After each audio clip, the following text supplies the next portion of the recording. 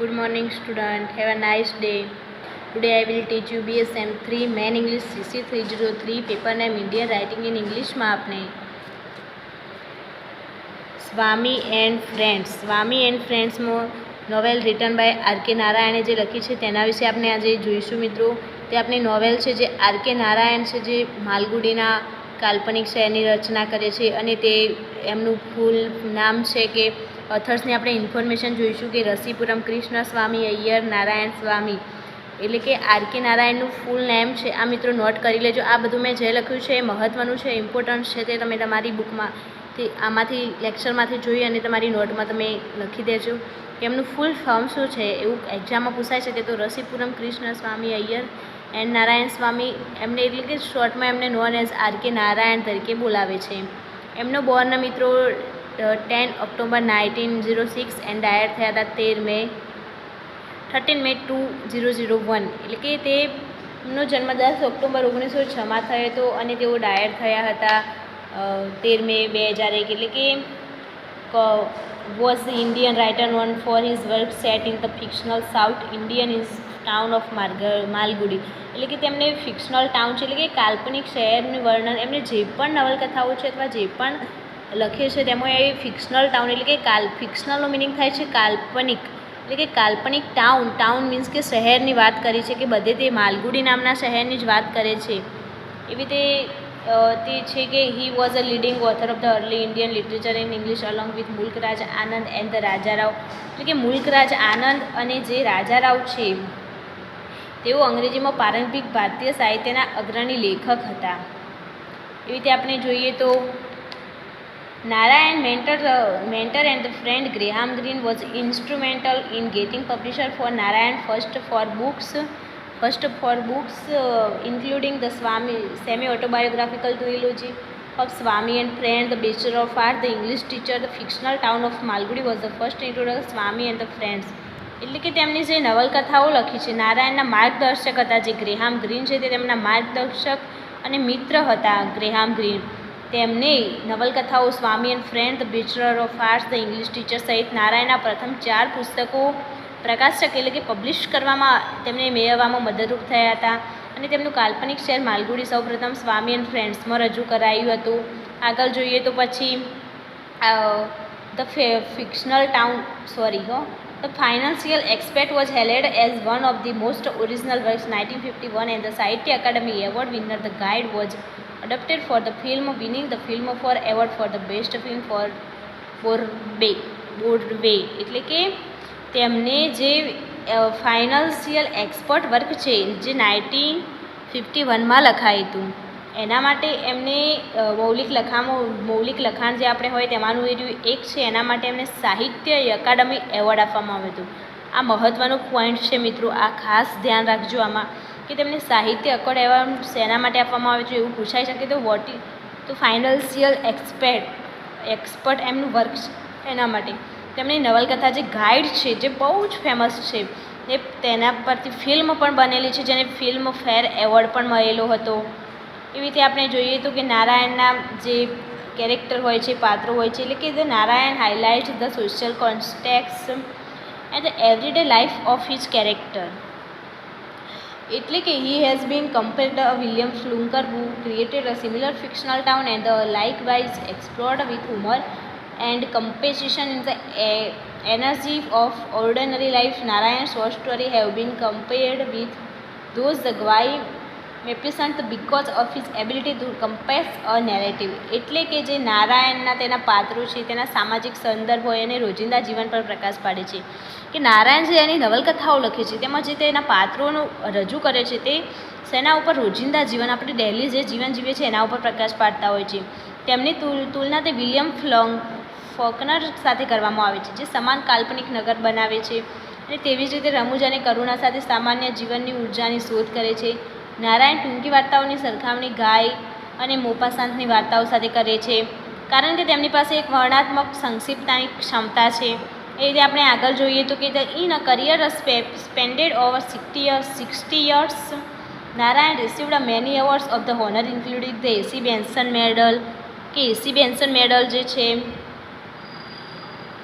She Benson Medal from the Royal Society of Literature and the Padma Vibhushan and the Padma Bhushan. India's second, the third highest civilization award, and in the 1954, the Sahitya Academy Fellowship, the highest honor of Indian Nationality Academy of the Letters. He was also nominated to Rajya Sabha and the upper house of the Indian Parliament. એટલે કે જે 60 વર્ષની તેમની કારકિર્દીમાં નારાયણે અનેક પુરસ્કારો સહિત સન્માનોમાં એની બેન્સન પદક રોયલ સોસાયટી ઓફ લિટરેચર તરફથી તેમને એની બેન્સન પદલ ઓફ રોયલ સોસાયટી આ ખાસ સાંભળજો મિત્રો. આ મેન આપણે જ્યારે એક્ઝામમાં ક્વેશ્ચન પૂછાય ત્યારે આ તો આપણે હાઇલાઇટ આમાં કરવાની જ અને આ તો મુદ્દો લખવાનો જ કે એમને કયો એવોર્ડ મળ્યા હતા કે એની બેન્સન પદક રોયલ સોસાયટી ઓફ લિટરેચર તરફથી. શેના તરફથી? તો એના તરફથી એમને પદ્મ વિભૂષણ અને પદ્મભૂષણ ભારતમાં બીજા અને ત્રીજા ક્રમનું જે સર્વોચ્ચ નાગરિક પુરસ્કાર કહેવાય છે તે એમને મળ્યો. તો આપણા 3 સર્વોચ્ચ નાગરિક પુરસ્કાર આવે છે કે પદ્મ વિભૂષણ, પદ્મભૂષણ અને પદ્મશ્રી એવોર્ડ. એટલે કે તેમનો એમને બીજા અને ત્રીજા ક્રમનો એવોર્ડ પુરસ્કાર મળ્યો હતો. અને 1994માં એમને સાહિત્ય અકાદમી ફેલોશિપ એવોર્ડ પણ મળ્યો હતો અને સન્માન પ્રાપ્ત થયું હતું. અને ભારતીય સંસદના ઉપલા સદસ્ય અને રાજ્યસભામાં પણ તેમનું નામાંકન થયું હતું. એવી રીતે જોઈએ તો vacationing as the sister house and the Coimbatore in the 1933, and the Narayan met and fell in the love with Rajam, a 15-year-old girl who lived nearby despite the many astrological and the financial obstacles. કે જ્યારે વેકેશનનો સમય હતો ત્યારે તેમને તેમના sister હાઉસના ઘરે કોઇમ્બતુર જાય છે. ત્યારે 1933માં જાય છે ત્યારે તે નારાયણ મળે છે. રાજમ નામની છોકરી તે 15 વર્ષની હોય છે. પાછળ જતાં તે તેમની પત્ની બને છે. એન્ડ વિલ્ડ ડિસ્પાઇટ ધ મેની એસ્ટ્રોલોજીકલ અને ફાઇનાન્શિયલ ઓબ્સ્ટેકલ એટલે કે જ્યોતિષ અને નાણાકીય પ્રોબ્લેમ હોવાના લીધે પણ Narayan managed gain the permission of the girl's father and the married her. એટલે કે તે જ્યોતિષનું અને બીજા ઘણા પ્રોબ્લેમ હોવાના લીધે પણ નારાયણ તેના પિતાની પરમિશન મેળવવામાં સફળ થાય છે અને તેનાથી મેરેજ પણ કરી લે છે. અવરોધો હોવા છતાં પણ તે સફળ થયા અને તેની સાથે લગ્ન પણ કરી લીધા હતા. પછી તેઓ despite the following, Narayan became a reporter. Narayan became a reporter for Madras. Narayan became reporter for a Madras paper called the Luxtites, dedicated to the rights of non-Brahmins. The publisher was thrilled to have the Brahmin ear in Narayan exposing their causes. The job brought him a contact with a wide variety of people and the issue. Earlier, Narayan had sent the manuscript and the Swami and the friends at the Oxford. એટલે કે તે જે છે તે પછી તેમના લગ્ન પછી નારાયણ બિન બ્રાહ્મણોના હકને સમર્પિત કરી ધ જસ્ટિસ નામના મદ્રાસ આધારિત પેપરના પત્રકાર બન્યા હતા. આ કામ તેમણે વિવિધ લોકોની સમસ્યાઓના સંપર્કમાં લાવી હતી. તેની પહેલાં નારાયણ સ્વામી એન્ડ ફ્રેન્ડની હસ્તપ્રેરિત એક મિત્રને ઓક્સફર્ડ ખાતે મોકલી હતી. પછી આપણે જોઈએ તો The friend, the sold manuscript Graham Greene. The Greene recommended the book the his publisher and the financial publisher in 1933. And the Greene the consulted Narayan on the sorting. His name became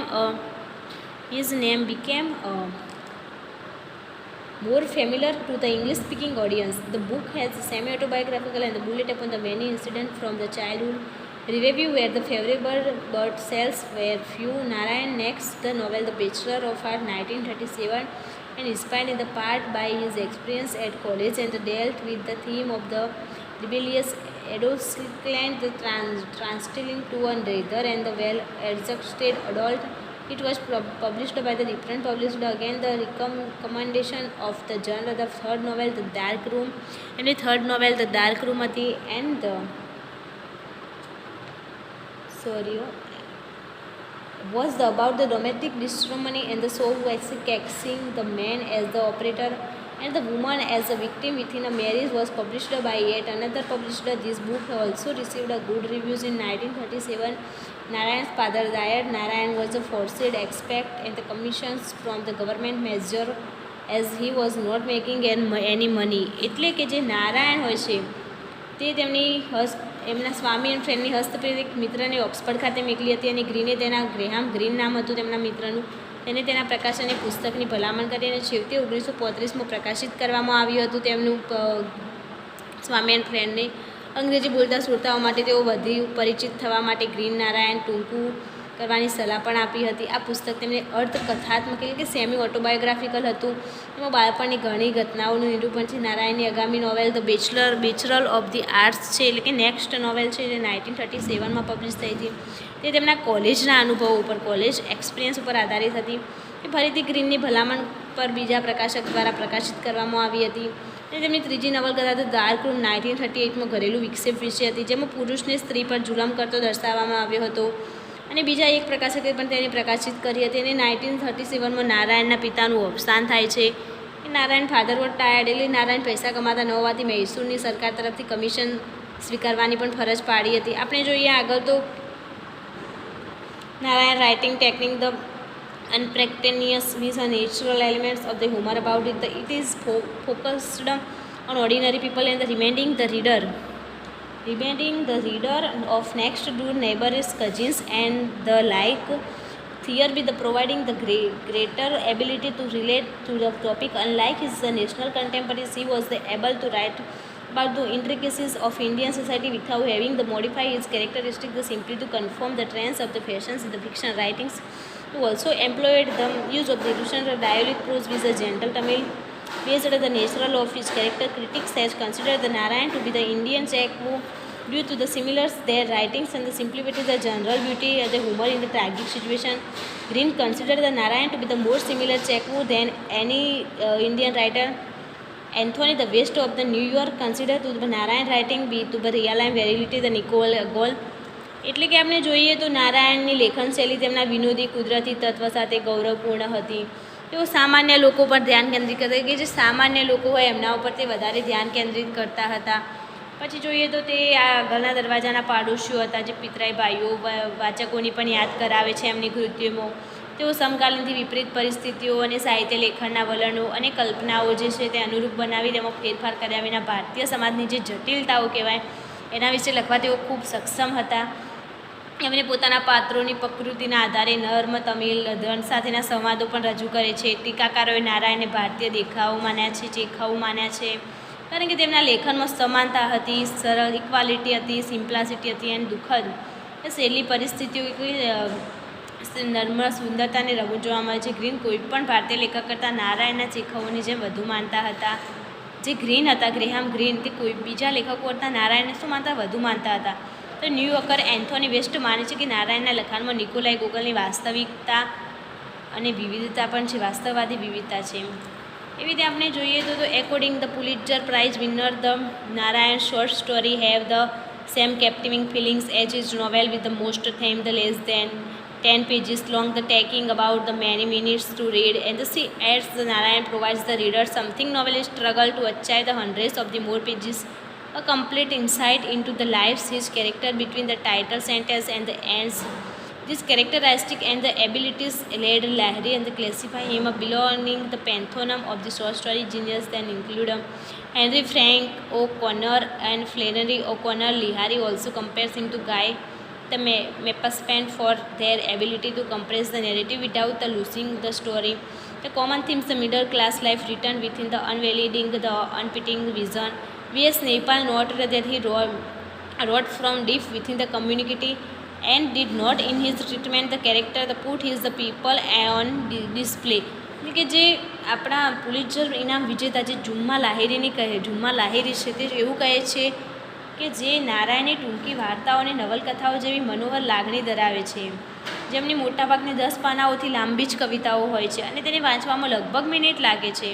તેમણે ઉમેર્યું હતું કે નારાયણ વ્યક્તિના જીવનનો સંઘર્ષ છે અને પાત્ર દ્વારા બતાવવામાં આવે છે, કે વ્યક્તિના જીવનમાં જે સંઘર્ષ હોય છે તે તેઓ પાત્ર દ્વારા આપણને બતાવી દે છે એમની નોવેલોમાં. આ લાક્ષણિકતાઓ અને ક્ષમતાઓને કારણે લાહોરીએ તેને ટૂંકી વાર્તાના પ્રતિભા સંપન્ન વર્ગ તરીકે વર્ગીકૃત કરે છે, જેમાં હેનરી ફ્રેન્ક ઓકોનર એન્ડ ફ્લેનરી ઓકોનરનો સમાવેશ થાય છે. લહેરી તેમની વાર્તા ક્ષમતાને કારણે ગાય ધ મોપસન્ટ સાથે સરખાવે છે. V.S. નૈપાલે નોંધ્યું છે કે આ મિત્રો ખાસ નોંધી લેજો કે તેમના સમુદાયના અંદરથી લખ્યું છે કે wrote from the deep within is community, એટલે કે અંદરથી લખ્યું છે કે પાત્રો સાથે તેમની વર્તણૂક તેમના લોકોને રજૂ કરતી નથી.